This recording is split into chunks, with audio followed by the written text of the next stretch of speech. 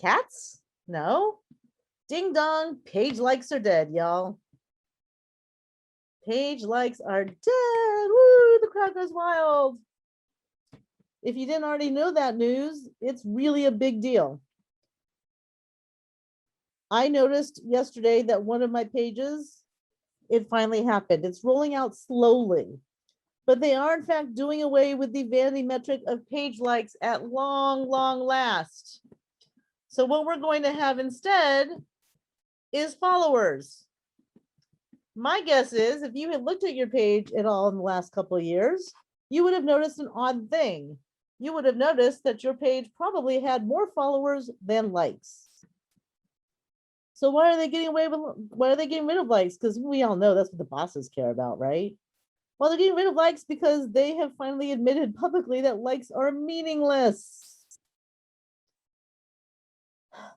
There's a lot of complicated reasons for all of that. Bottom line is, people who follow a page are up to 70% more likely to engage with a page than people who have liked a page. So your page might still list page likes, but it will not over the next few weeks. It will go away completely, and all we will have left are followers. But here's something that's really important to know. If somebody has liked your page, but is not following the page, they will not be converted into a follower. They will just go away. Okay. It is probably not worth it to start asking people, hey, if you like our page, make sure you're following it. Because the truth is, if they have liked your page and aren't following it, they're probably not engaging with you anyway. So page likes are dead at last. So happy, in case you couldn't tell. So that's the really big good news. How about if we get the really big, well, one of the really big bad news things out of the way? Let's talk about some algorithm changes that happened this year. Let's talk about the biggest one of all. The algorithm, or Fred, in case you have never been to one of my trainings before, this is Fred. Fred is the Facebook algorithm, or as I call it, the content concierge.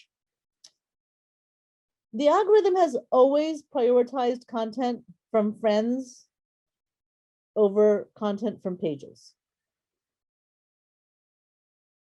About 2 years ago, Facebook finally publicly, transparently admitted that, but it's always been the case.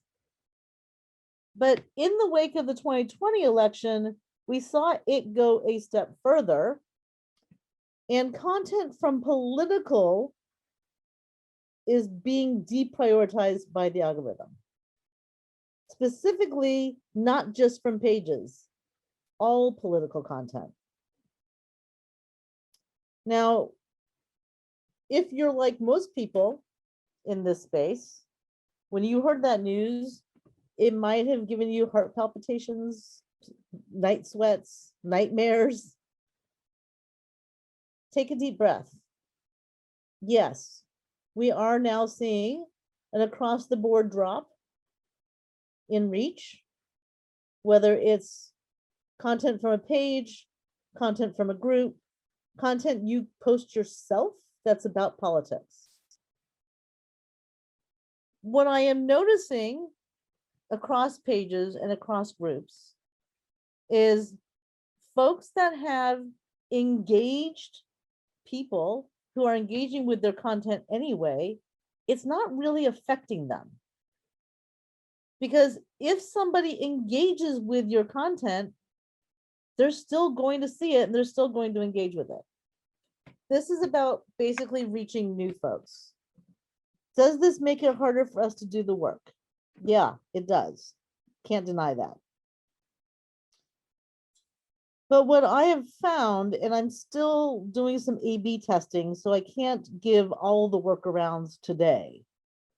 But I can tell you I have found is a continuation of a trend that I have been talking about for a few years now, which is that shares are the most valuable kind of engagement you can get. Even with the deprioritization of political content, content that's getting shared is still getting the reach and engagement. So prioritizing engaging your communities Getting them to share your content is the key. But here's the thing. Don't explicitly ask on Facebook posts for people to share your post. That's called engagement baiting. And the algorithm has long deprioritized content that engagement baits. Kind of makes sense. If I say to you, hey, Laura, will you like my post? Will you share my post? Aren't I really saying to you, yeah, I don't really think you'll share it because I don't think it's actually that good. I have to ask you to do it. Kind of a subliminal thing. But I have noticed that pages that get a lot of shares are still getting a lot of shares and are still getting their reach. There's been a small drop even on those pages, but it hasn't been like diving off of a cliff into the ocean. Political groups are no longer being recommended as part of the recommendation engine for Facebook groups. But here's the thing. Most membership in political groups did not come from recommendation engine to begin with. The data actually shows that most folks who've joined political groups on Facebook have done so because they were invited to do so by their friends. So don't panic. That's always my number one rule about any time Facebook makes big changes is don't panic. Take a deep breath first. It's not the apocalypse. It's not the best news. I'm not thrilled about the deprioritization of politics, but it's also not like the death knell for the work that we do on Facebook. Laura, I suspect that your following isn't going anywhere, but I will come for you extra if I must. Here's the other big change that people are freaking out about right now. Facebook analytics. Some of you may have seen the headline recently. Facebook analytics is going away. That's actually the words Facebook used in their blog post talking about this. Please don't panic. Take a deep breath. Facebook analytics are not actually going away as in disappearing to never be seen again. What's happening is Business Manager is being morphed into a new tool that they're going to call Business Suite. Now, we don't have all the details on Business Suite yet. We don't have all the details on what's going to be there, what's not. What we do know is that Facebook Analytics, instead of being insights that you can access through your page, are going to be called Page Analytics, and they're going to live in the Business Suite, which we now call Business Manager. So it's not going to be available on the page itself. You're going to have to go into Business Manager. This is just Facebook making all of our lives hell.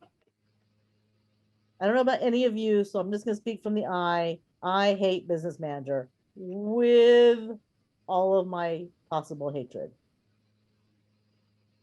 For years now, Facebook has been doing everything they can to get people to use the tool. My understanding is possibly, potentially, this new Business Suite is actually going to finally be a useful tool to use. The question is the user interface of it going to actually make it less of a pain to use? We don't know yet. There's actually not been any screenshots leaked yet of what Business Suite looks like. Business Suite is different from Creator Studio. Creator Studio is on your Facebook page, and it is the place where you can go to create content for Facebook.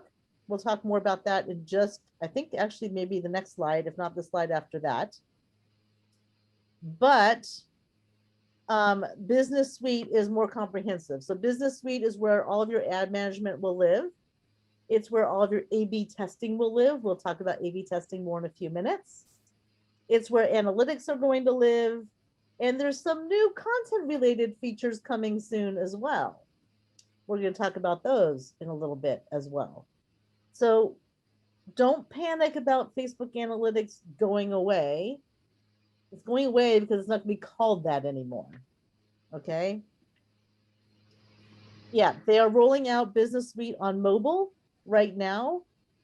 2 of my pages have it. The rest of my pages do not yet. So it's rolling out slow. But by the end of June, everyone will be migrated into Business Suite. and it won't be called Business Manager anymore. As we get more information about what that looks like, the best thing I can suggest is if you want to keep an eye on either my Facebook page or if you are subscribed to my monthly newsletter, as we get that information, that is where I will shout that information from the rooftops. I will also post it in the various Facebook groups that we all belong to, like Progressive Digital Professionals, etc. You may have noticed over the last year that we've got a new page design. Yet again, they seem to redesign pages, what, once every 2 or 3 years or so? This is also a part of the migration into Business Suite. But you can see that all of our data about the page has moved from the right side of the page back to the left side of the page again, right? It was on the left for a long, long time. Now it's on the right. Now it's on the left again. It's more streamlined from a user perspective, not from a business manager or an admin perspective, but from a user perspective, the design is more streamlined.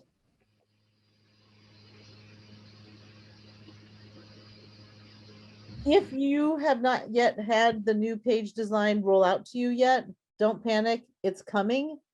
They started rolling this out like in last July, I think it was when they started, and I still have pages that don't have the new design yet. I'm not sure why it's rolling out so slowly, but as is normal with Facebook, some things roll out overnight and some things take a year or more. One of the other things that is moving is the Pages newsfeed. In the chat, use a yes or no if you would, please. How many of you are aware that Facebook pages can follow other Facebook pages and then see a news feed that is just content from other pages? So that has moved. It used to be on the right-hand side of the screen. If you scroll down, now, if you can see on the screenshot, it's on the left-hand side of the page when you're the admin. And then you'll see I circled where it says news feed. If you click on that, oops, that's not what I was trying to do. If you click on that, you can then see that.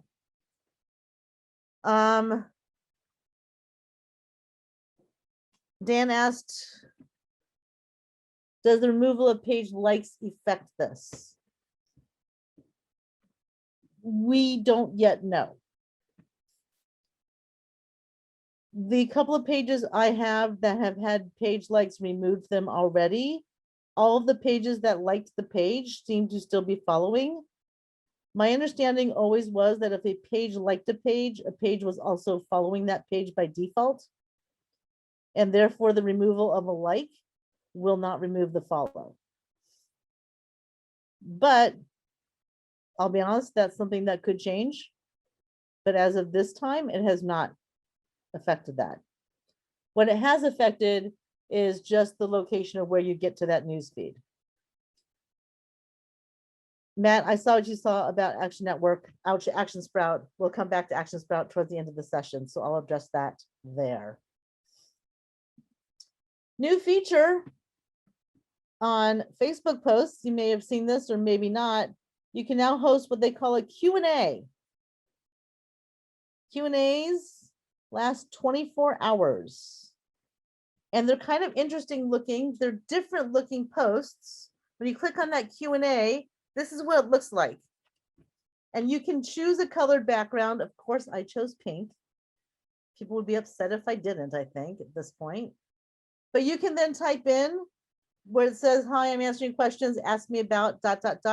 You can type in to have it say whatever you want it to say. The Q&A then remains live for 24 hours. So it's kind of a version of a story, but it doesn't live in the stories feed. It lives in the news feed.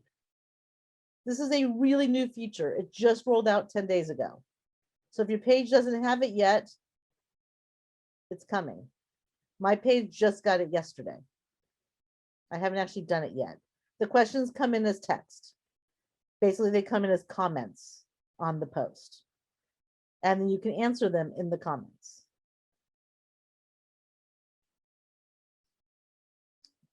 Speaking of Creator Studio, there's a new thing in Creator Studio.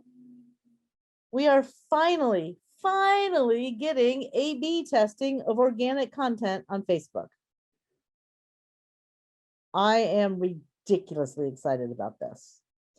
Now, for most pages right now, that is limited to video posts.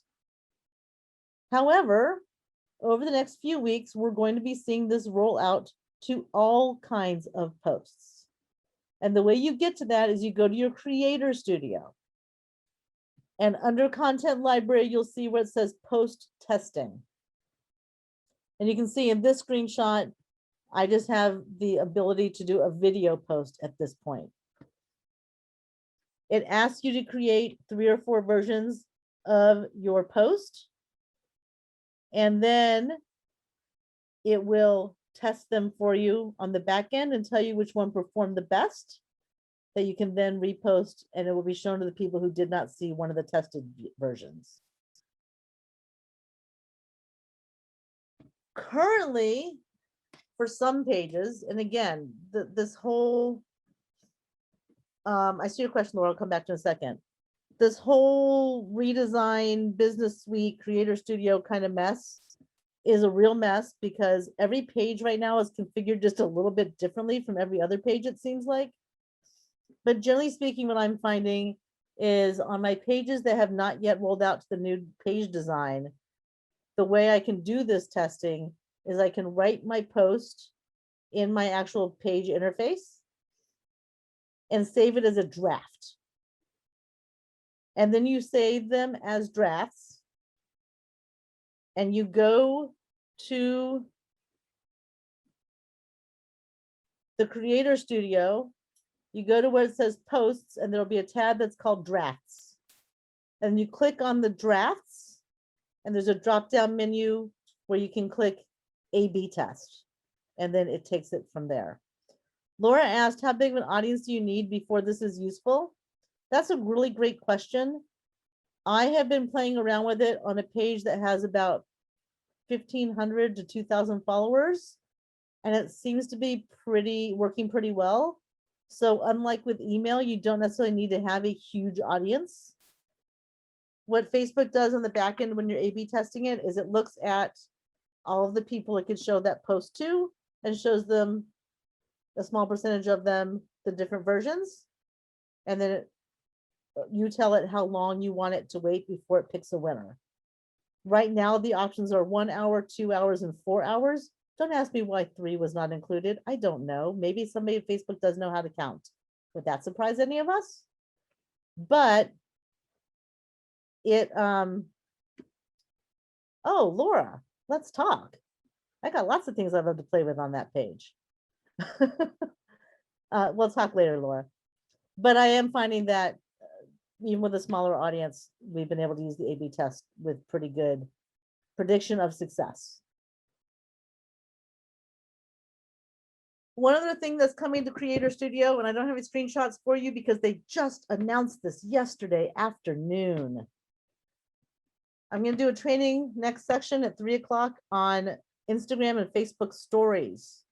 The one thing that's always driven us all crazy about stories is you cannot schedule stories. Haha, you can now. Facebook announced yesterday that as part of this new Business Suite, we will now be able to create and schedule both Facebook and Instagram stories through Creator Studio. And the crowd goes wild. Look, the more we can schedule content, the better. But the rule is, something happens in the world, you need to go in and unschedule. You don't want to end up being an example in my slide deck of what not to do.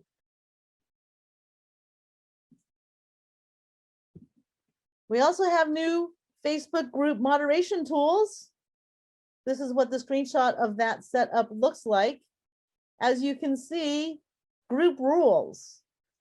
You have an option of using what they call pre-written group rules. They have a few basic ones like be civilized. I can't remember what the other ones were that were pre-written, but you can write your own group rules.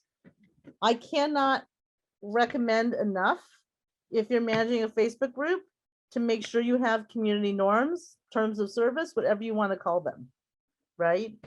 And instead, it used to be we had to put those in the bio or the about section. Now they have a dedicated group rules section, which means you no longer have to make it your pinned post. So now your pinned post can actually be meaningful information instead of just the rules of the group. You'll also notice that there is scheduled posts in groups. Those scheduled posts are for admins only, not for regular group members. And they are slowly but surely starting to give us more insights into our Facebook groups. They're still pretty rudimentary right now and focused exclusively on growth and engagement. I'm hoping as time goes on, they will surface more and more data that's useful for us.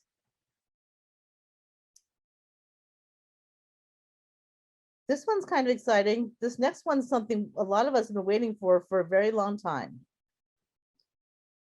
Closed captioning is now available on Facebook Live. When you go to set up your Facebook Live, there should now be a clickable button to turn captions on. If you don't see that yet, it's coming, it's rolling out.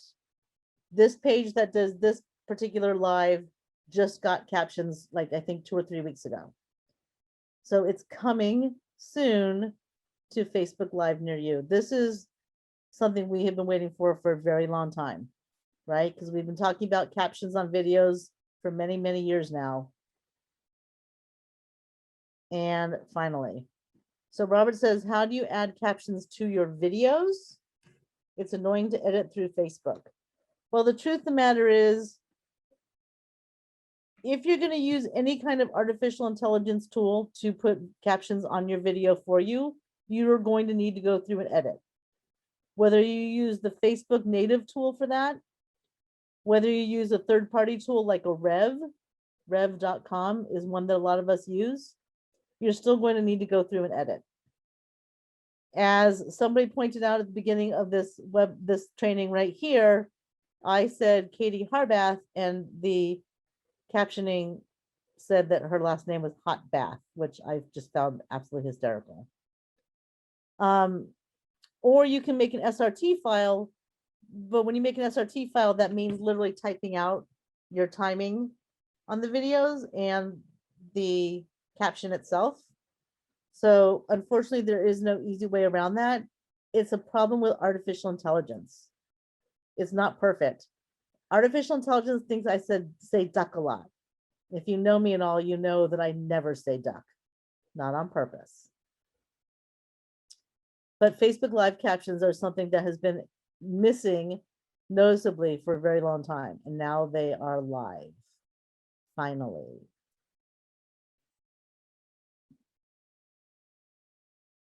Facebook rolled out late last year a new feature in events that are paid events. The target audience for that was small businesses during pandemic. If you are a 501c3 who is registered for Facebook donations to accept donations through Facebook, you are also eligible to do paid events through Facebook's events interface. This is a new tool. At first, they were not going to make it available to 501c3s, but some people did some lobbying, and they have now opened it up. But you must be a Facebook donation registered 501c3. It's not available for C4s or nonprofits, etc.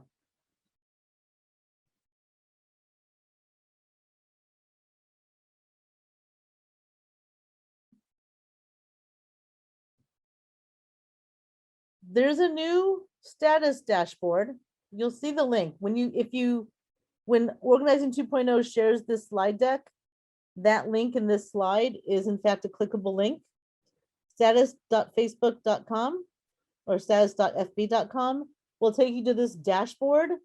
So if you're having issues with your ads, the first thing to do is check to see if there's some sort of issue with the ads manager It has been extremely glitchy. It's not just for political ads, it's all ads. It's been super glitchy. Or I should say, it's been glitchier than usual the last couple of months. This has been a really great tool to have access to be able to look, see real quick, is it down or is it me?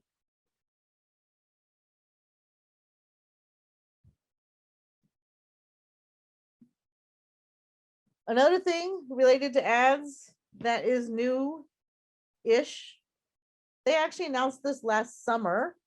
And then when it went into effect in February, everybody freaked out, even though he had announced it back in July. There are now a limit to the number of ads a page can run. This is not per advertiser or per ad account.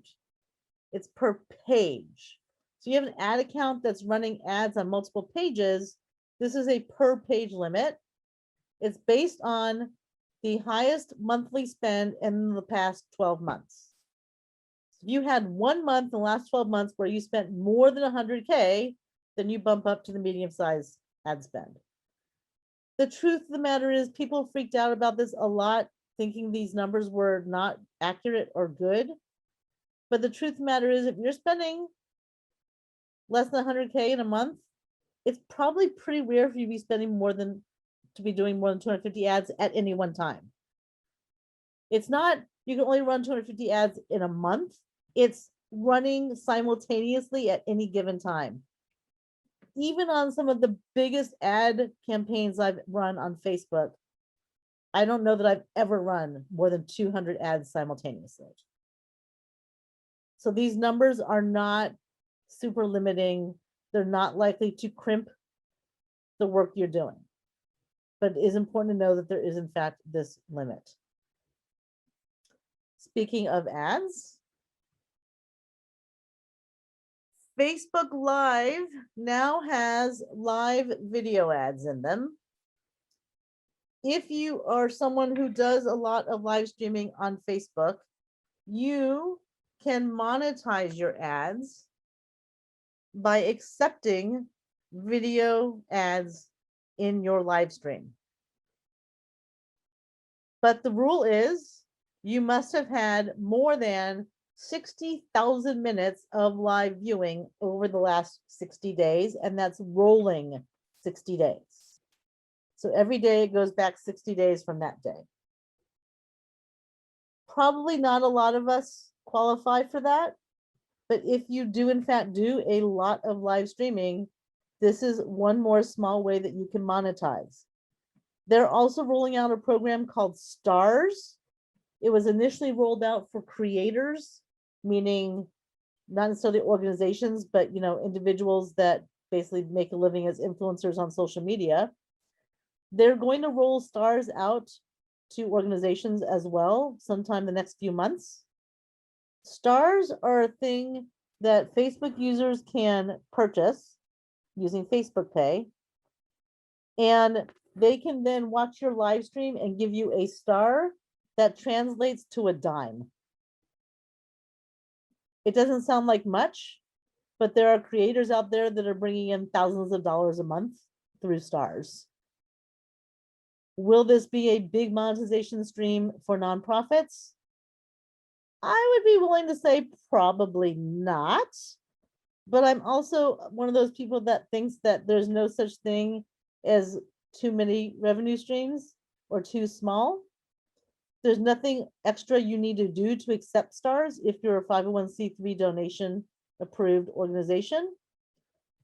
So accept them, right?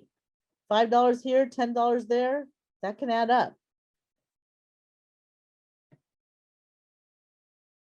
Okay.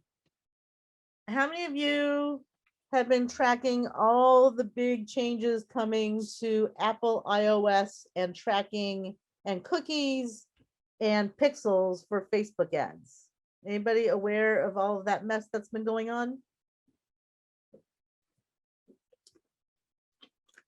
So I'm going to try and summarize it for you. Facebook sends threatening emails? I don't think I've seen any threatening emails.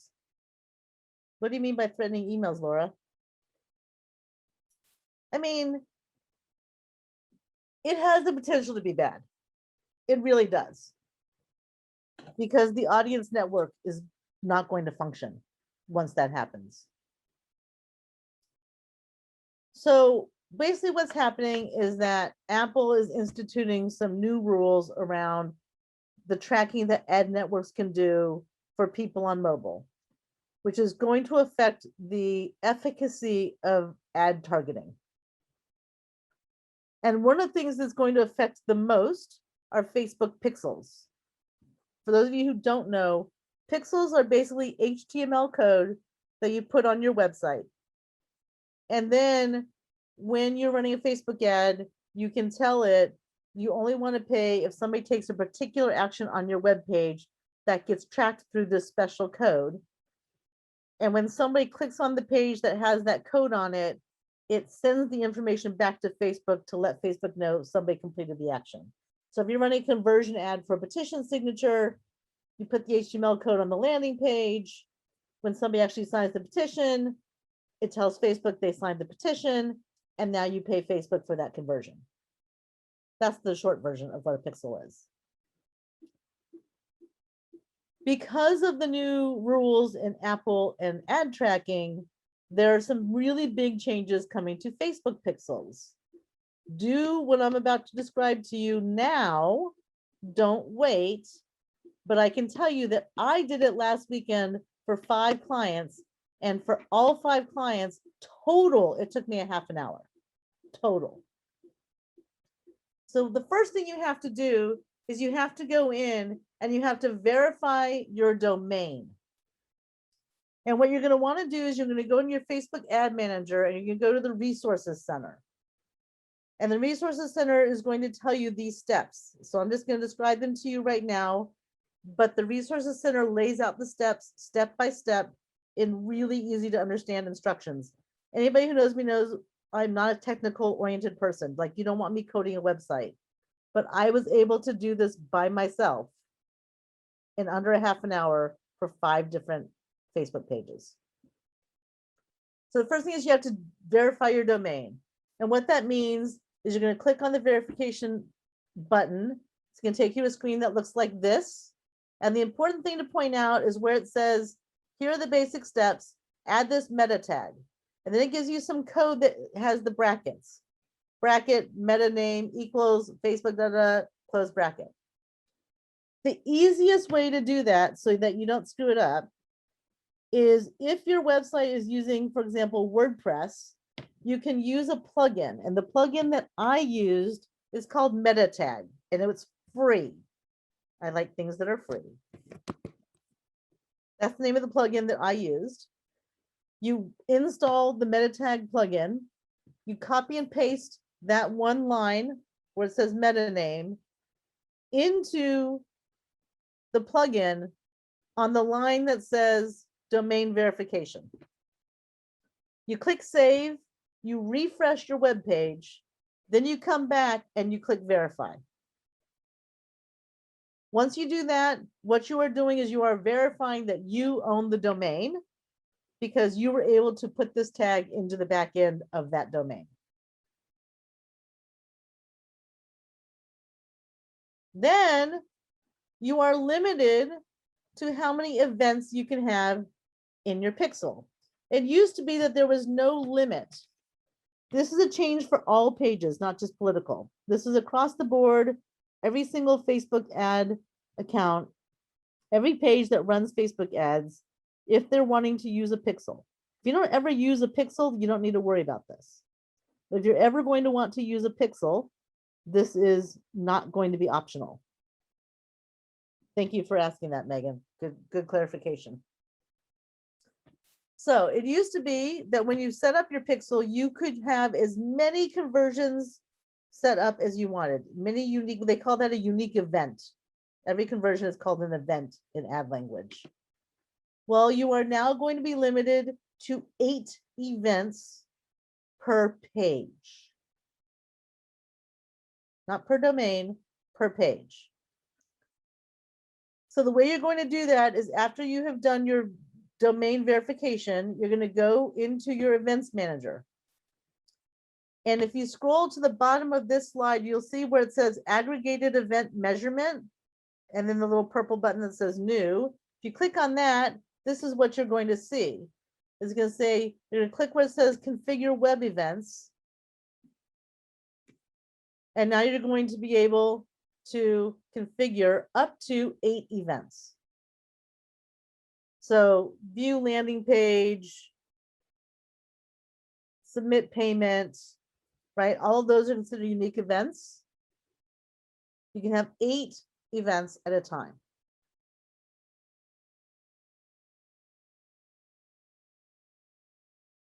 Even with all of this, pixels are likely to degrade in efficiency.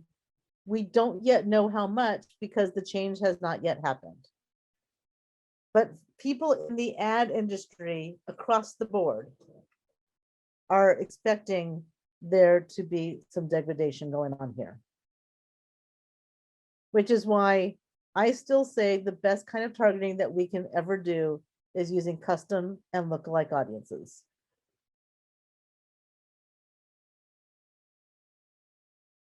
Questions about that?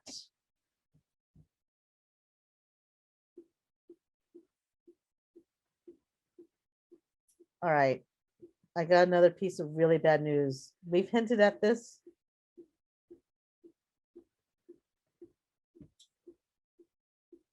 Khalid, I'm not sure what you're asking. Do you want to unmute? Yeah, can you hear me? Can you hear me? Yeah, I can hear you. Okay. Yeah, so I have a question. We have some clients that are using an every action page that's like on one single domain. What's the best way to make sure that everyone, you're nodding your head, that's not good. It has to be on their actual web page. You Mhm. can't use a shared domain for this. Sure. So like, for example, if you're using an Action Network page, right, you can put your Pixel ID into the Action Network account, but then you have to embed that into your website. Okay. Does that make sense? Did I answer your question? I don't know what that means. I'm trying to think of a better way to explain it.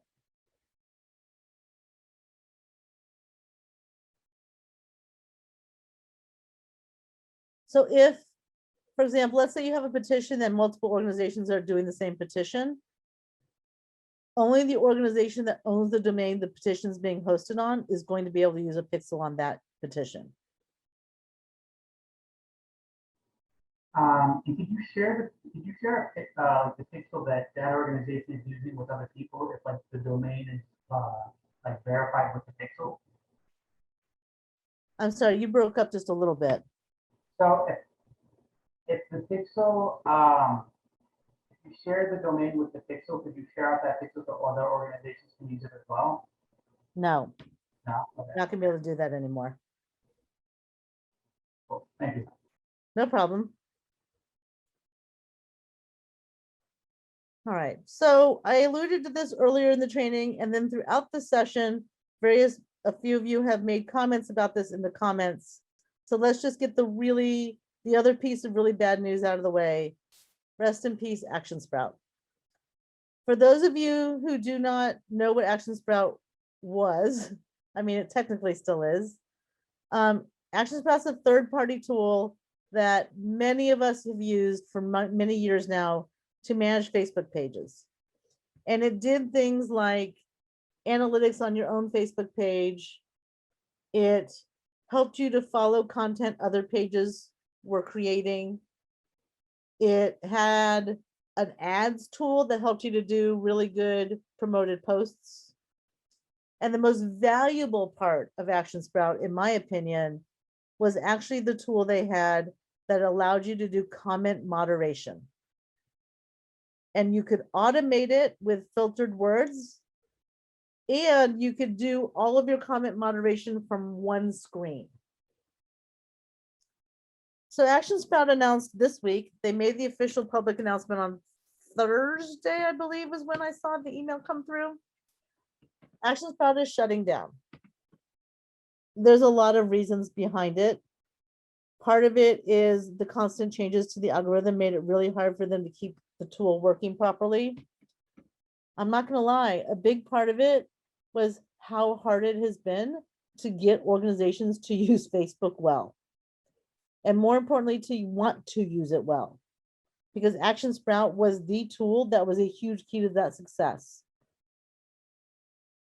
So they're shutting down May 15th. If you are already an Action Sprout user, make sure you go into Action Sprout before May 15th and export all of your data. Because after May 15th, you won't even be able to access your data anymore. Okay. Now, comment moderation. I don't have a tool that I can share with you today. What I can tell you is I'm doing a demo, not next week because I'm in a training next week, but the week of the 26th, I am doing a demo with a tool that I am told does an excellent job of doing comment moderation in a very easy to use interface. Now, this tool is not free, but it's also not ridiculously expensive. But until I see the tool for myself, I'm not really ready to start sharing the link or making introductions for people yet. Keep an eye on my Facebook page. Keep an eye on the various Facebook groups. Keep an eye on my newsletter. After I do that demo, if I think that it's a tool worth us using, I will shout it from the rooftops. Because for me, at least, that's probably the part of Action Sprout I'm going to miss the most. Everything else Action Sprout does, I can cobble together on Facebook itself, quite frankly. But the comment moderation thing is just, it's a huge loss. And frankly, it's a loss to the community in terms of the folks who worked at Action Sprout and what they've contributed in terms of data and knowledge. It's a loss. I can't even say anything more than that at this point. But I don't like to end things on a bad note. So how about if I leave it on a good note? Ding dong, likes are dead. Christy says, any recommendations for petition or forms on Facebook now when you don't want to run an ad and use lead gen forms?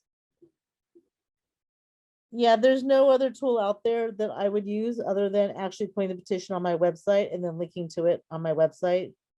There's no other tool out there that's going to do a petition the way Action Sprout did in terms of tying into the Open Graph as a third-party tool, unfortunately. But the good news is that, you know, for years and years and years, the algorithm did deprioritize links. It didn't really like it when you posted links that took people away from Facebook. But that actually changed after the 2016 election, and links are no longer deprioritized. So posting a link to your own website isn't an issue anymore.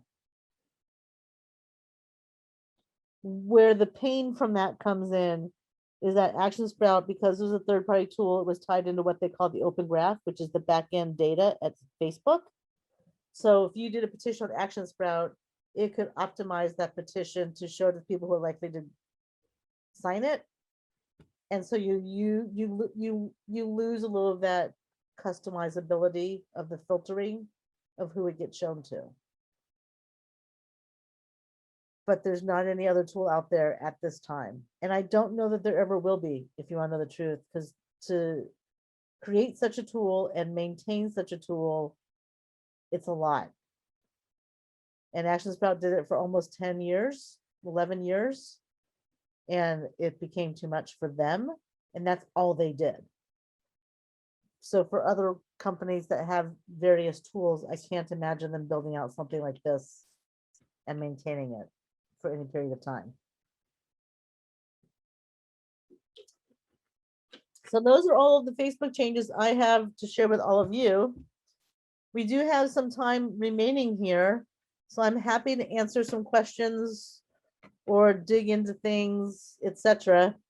I will tell you that in the next section at 3 o'clock, I am doing a session devoted specifically to Facebook and Instagram stories strategy.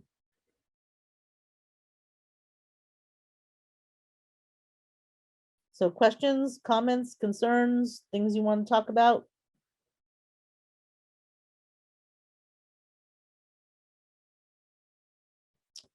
Have you figured out how to have multiple Instagram accounts linked to Creator Studio? You can't. I mean, well, I shouldn't say that so quickly. In order for an Instagram account, actually, that's not true. I mean, I have several Instagram accounts, but they have to be tied to a Facebook page that's tied to Creator Studio. You can't just link an Instagram account to Creator Studio without it also being linked to a Facebook page that has Creator Studio. Does that make sense?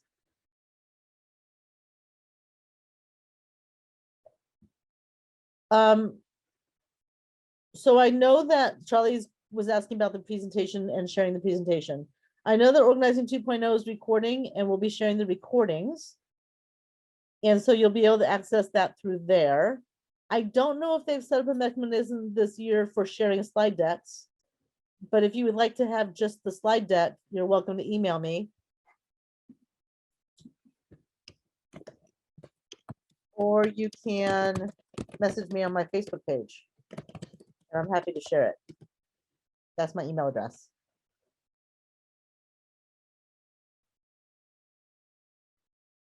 Also, I'm doing my 4-day social media deep dive at the end of May. Are there keywords to avoid political posts that would help not be flagged? No, I can't share a list of keywords like that because the AI is not transparent about that. It's also about context. So we could take an article that's not about political, and because of the context we're sharing it in, it would be considered political. Dan asked, can you explain Facebook's ID verification process and requirements for pages and social issue political ads? Sure. I can give you the short version. I can also tell you, if you go to my Facebook page, go to the notes section of my Facebook page, I have a note that I wrote that is a step-by-step instructions on how to get both verified and authorized. So the short version, Facebook verification for political ads is about you as an individual verifying that you reside in the country you say you reside in. So you're going to have to submit a picture ID, state driver's license, or passport.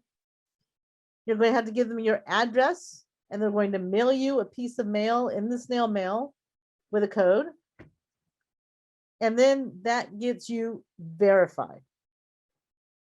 Excuse me, that gets you authorized. Authorization lives with the individual person. Once you are authorized, you can then run ads for any political page, as long as that page is verified. So page verification is about verifying that the organization running the page is legit and exists. And the reason they implemented that was when they started doing all of the political ad transparency and the disclaimers, they had issues where people were saying paid for by a concerned citizen for the Second Amendment, which is not transparent. So the verification is about transparency of who is paying for the ads. Now, when you go to do verification, there's 4 options they give you. You can verify using your EIN number. You can verify with your FEC number if you're an FEC registered campaign or PAC. If you're a .gov or .edu domain, that's a 4th kind of verification, a 3rd kind of verification. The 4th kind is what I call other. As you go down the list of verification options, it's the bottom one, it's the 4th one, so I call it option 4. It's going to ask you for your name, your address. It's going to ask you for a website and an email address. The domain for the website and the domain for the email address must match. Then it's going to email you a code, and they're going to call you and give you a code. That's verifying the organization is legit being run by an actual human being. You then go into your Facebook page and then you can set up your disclaimer. Please don't wait till you're ready to run ads to do any of this. Getting authorized as an individual can take up to 10 days. Verification can take up to 24 hours. And disclaimer approval can take another 24 hours. So it can take up to 2 weeks from the time you start doing this process to the time you're actually able to run a political ad. The definition of political social issue ad on Facebook is very, very broad. Issues of societal importance. I'm willing to bet nobody on this training today, or nobody attending Organizing 2.0, is doing work that would not be considered political or issues of societal importance. Has nothing to do with IRS designation of C3/C4. If you're a 501c3 and you're running political ads on Facebook, that's not going to affect your C3 status for the IRS, which is a concern I often hear from people. But it's all about transparency. And as much as it can be a pain in the butt, I'm all in favor of transparency. By the way, as an individual, when you get authorized, you will have to get reauthorized every 2 years because people move. Hopefully that helped. Dan, on my Facebook page, there's that Facebook note that walks you through it step by step. If you're still having issues, just send me a message on Facebook and we'll get you the help you need. So Jeff asked, what is your overall view of migration away from Facebook in the US or not?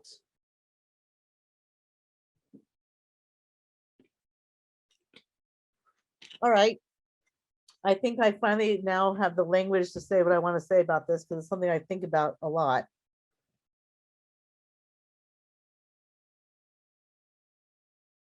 If there comes a day when the people that we are trying to organize with and for are no longer using Facebook, I will no longer need to do Facebook trainings.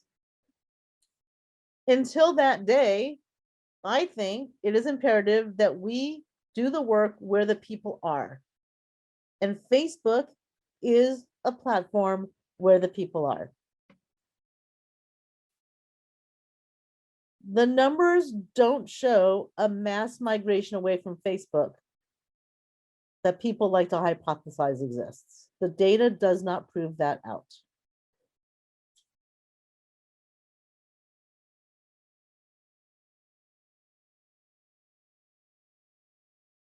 People's ways of interacting with Facebook have changed, which is why I'm doing an entire session about Instagram stories and Facebook stories, because they're not interacting with newsfeed in the same way. But Facebook groups are still one of the most used social features on the planet, not just in the US, but also outside the US. But the data doesn't prove that people are leaving Facebook in the numbers that we would like them to leave it. And as long as that remains the truth, then my advice is still that we need to use Facebook in the work we do.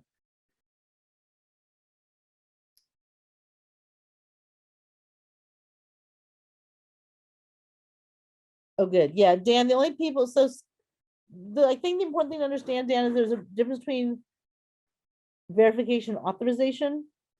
Authorization is about people, and the only people who need to get authorized are people who are actually going to run ads. The page itself is what gets verified, and that's different than the blue check mark version of verification. This is about ads verification.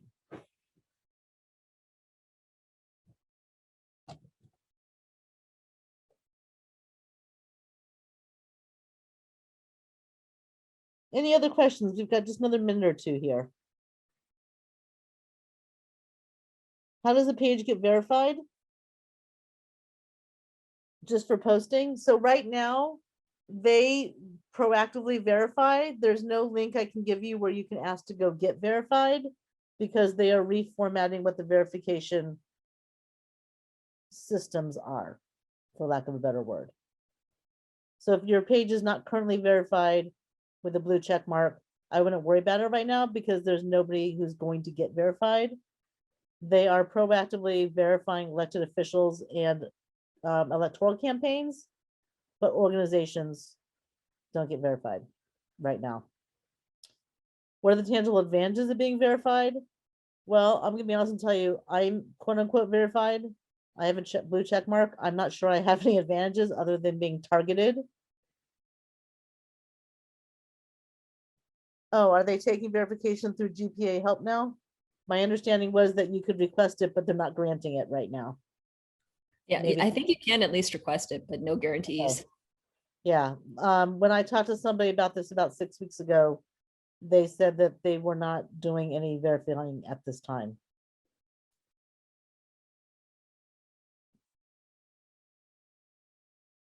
Sloan said, I know audiences differ, but any best practices you've seen to engage people in Facebook group when it first starts? Wow, that's a really longer question than I have time to answer at the moment.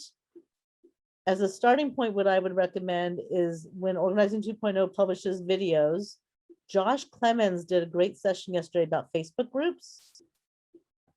And that would be where I would start for that information. Okay, because I'm not going to tell you anything that Josh didn't already tell you. Yeah, Josh and I think alike. Matter of fact, he and I have had these conversations a lot, and our training on Facebook groups is almost identical, except in his words or my words. And on that note, I think I'm gonna go ahead and let us wrap it up because I know that they're about to close this room on us. So hopefully I'll see some of you at 3 o'clock to talk about Instagram and Facebook stories. I don't think it's in this particular Zoom room. We got to go find the link. I gotta go find it too. If not, I hope to see you around